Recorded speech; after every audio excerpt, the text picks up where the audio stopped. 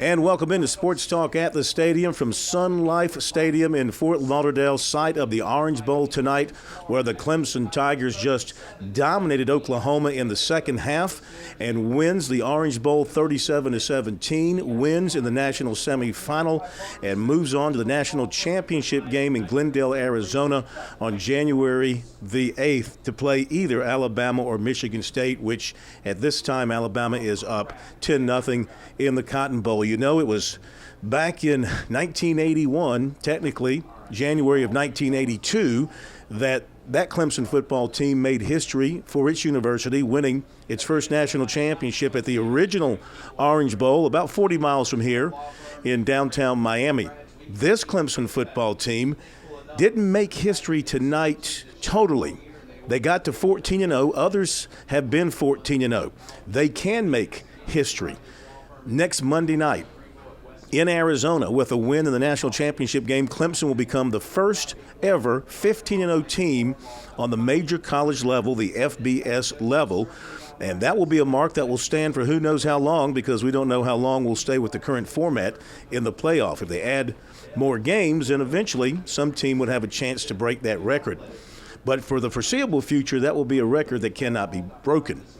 But first, they have to win the game and win the national championship. They did win this game in the second half by just totally shutting down Oklahoma's offense, knocking out Pirine, the running back, knocking out another running back, Mixon, eventually knocking out the quarterback, Mayfield. A very physical defensive performance in the second half for the Tigers.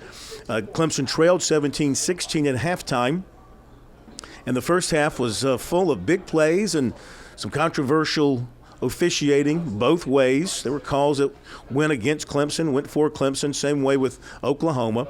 Bottom line is the Tigers trailed at the break 17-16. The message must have been at halftime, let's bow our neck, let's get physical, let's run the football with Wayne Gallman, and let's just go right at these guys. First play of the second half, 11 yards, Gallman, and the Tigers were off and running from there. He wasn't heavily used in the first half. He was in the second half. He finishes with 150 yards rushing. It put him over 1,500 yards rushing on the season, and he was practically unstoppable in the second half. Gallman had 26 carries for those 150 yards and 2 touchdowns. Deshaun Watson had 145 rushing yards. That's a bowl record for a Clemson quarterback. He also threw for 187 yards. He scored 1 on the ground, and he threw a touchdown pass as well. Artavis Scott had 5 catches for 63 yards for the Tigers to lead them in that department. Now, defensively, Clemson just shut down the Oklahoma running game, a running game that was one of the best in the country, managed only 67 rushing yards against this Tiger defense tonight.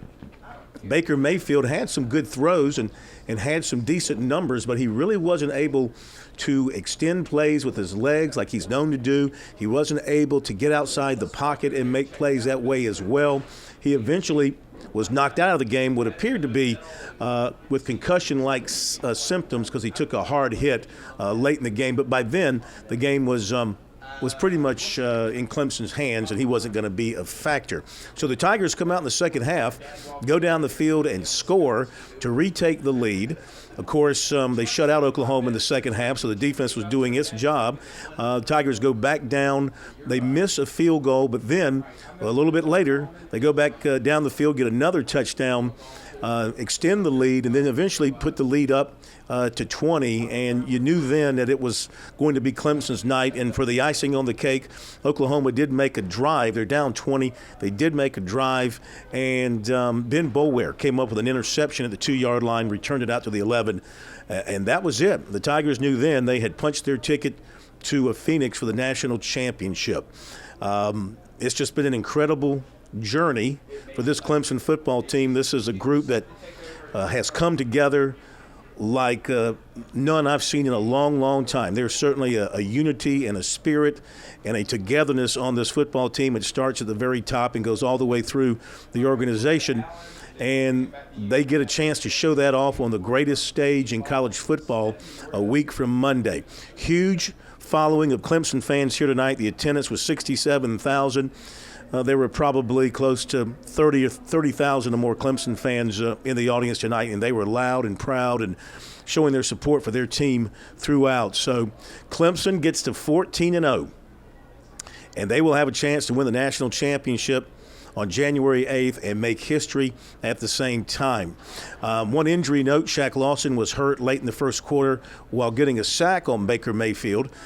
He tweaked his knee, kind of sprained his knee, really couldn't push off on it after that. They sat him out the rest of the game, but he should be fine for the week ahead and fine for the national championship. In his absence, Austin Bryant did an excellent job at the defensive end spot, and the rest of that defensive line picked it up. Reeder, Watkins, Pagano, Dodd on the other side. B.J. Goodson had an interception. The Clemson secondary, except for one touchdown drive for Oklahoma late in the first half, the Clemson secondary played a very good ball game as well. So it's a big night for Clemson, no doubt about it. Big night for Tiger fans everywhere. A great way to say goodbye to 2015 and look ahead to 2016 with a chance to bring a second national championship to the upstate of South Carolina. At SportsTalkSC.com, we have post-game coverage of both press conferences, plus more interviews with Tiger players and with Athletics Director Dan Radakovich, and we look forward to talking more about it with you tomorrow night on Sports Talk. We'll see you then.